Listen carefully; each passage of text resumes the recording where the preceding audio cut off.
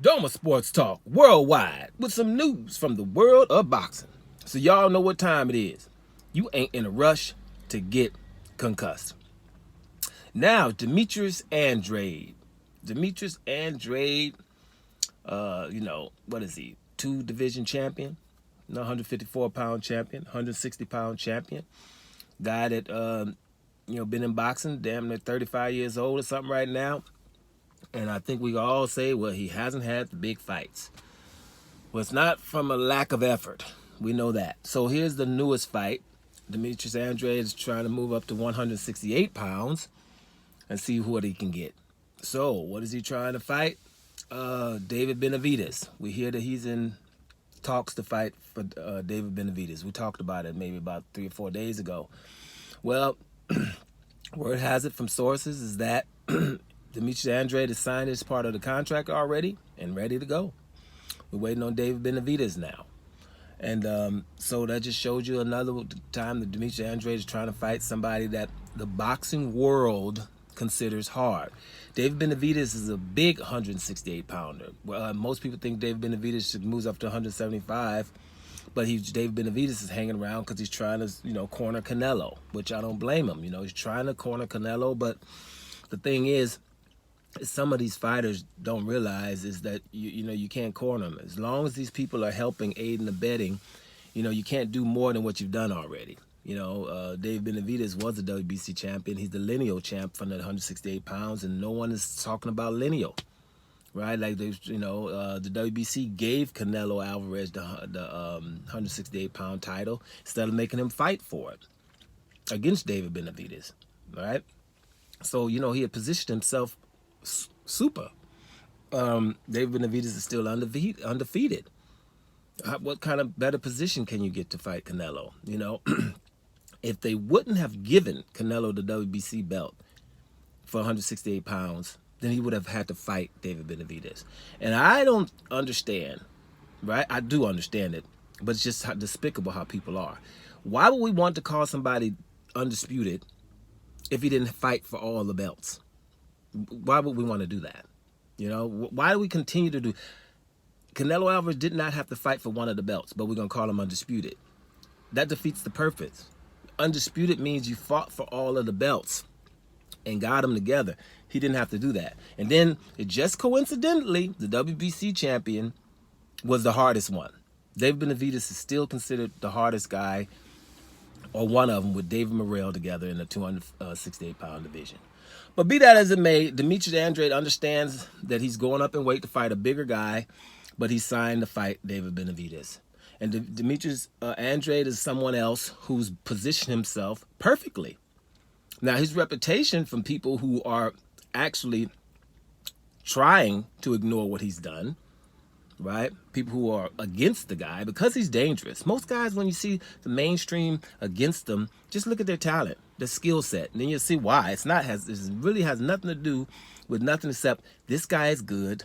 We have to do something to make sure that people don't realize how good he is, and we have to keep certain people away from him.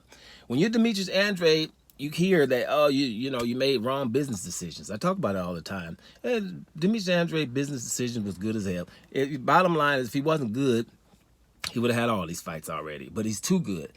When you're saying you're in the same division as people like Canelo Alvarez and Gennady Golovkin was considered the hardest puncher and the best middleweight that we had seen in 25 years. This is what mainstream media was saying about him.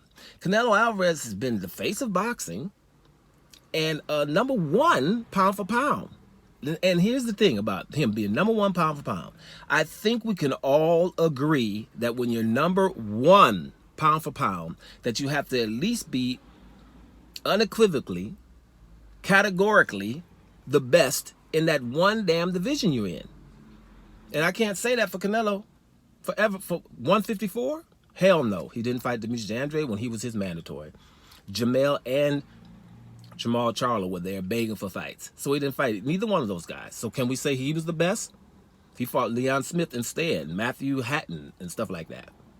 You see? Going to 160. Demetrius Andrade has the WBO championship. Canelo gets past Gennady Golovkin, and with emphasis off get past Gennady Golovkin, and he has an undisputed fight. He can fight with Demetrius Andrade. How can you position yourself better than being in a position to offer someone undisputed in the middleweight division, the glamour division, and on top of it, get paid the most money that he's ever been paid? There's not a better position. There's two things that people want when they fight. I want some belts and some money. And Demetrius Andrade was in the best position for that. For Canelo Alvarez, and he could help Canelo become undisputed at middleweight, which is the glamour division. Canelo goes up fight Kovalev for no damn reason, right?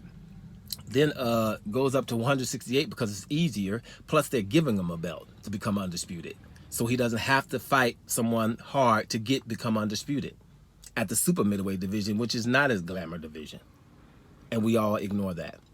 Same thing with Gennady Golovkin. Gennady Golovkin is at the same time supposed to be so awesome, he could have unified with Demetrius Andrade. And make sure this is clear. No bones about it. Demetrius Andrade begging these guys, right? So you just go, turn your head, and look at Demetrius Andrade's fights and whatever, and you'll see that the dude is ridiculous. And the fights that he didn't take, like, when he moved up, he's supposed to fight Zach Parker.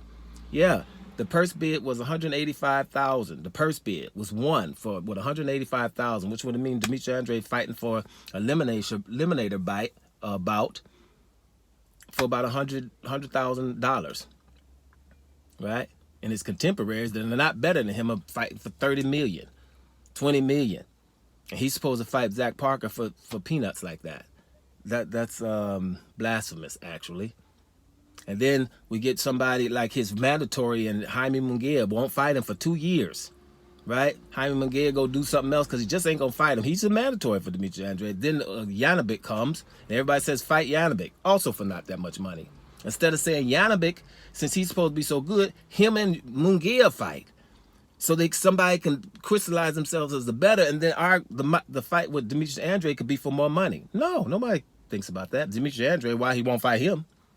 Nobody was saying he would fight Munguia. Munguia is his mandatory who refused to fight Demetrius Andrade. The dude's in boxing the whole time. He's done something else great. I just wanted to make sure people know it. He's already signed to fight David Benavidez. He's done a whole bunch of bad things. This is the battle of the boogeymen. Let's see if David Benavidez going to sign. I think it will be good because it will be another good fight in 2023. And I'll be happy for Demetrius Andrade to just be in one. His man's 35. He's a reflex fighter. Your reflexes go overnight. Power doesn't, but the reflexes go overnight. And you're in here with a big old bad old dude. So it's a definitely dangerous fight.